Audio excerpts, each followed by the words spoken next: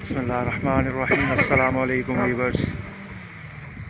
Umar block 747 corner plot, ज़बरदस्त location.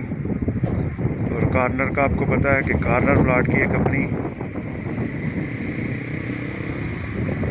Credibility होती है।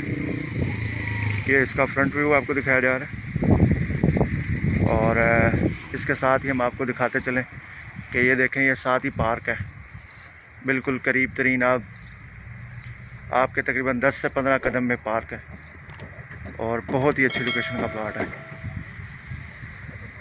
कॉर्नर का प्लॉट है जी, ज़बरदस्त लोकेशन और मेन रोड के साथ एक्सेस है। इसमें मैप, पोजीशन, यूटिलिटीज़ वगैरह हर चीज़ पेड है।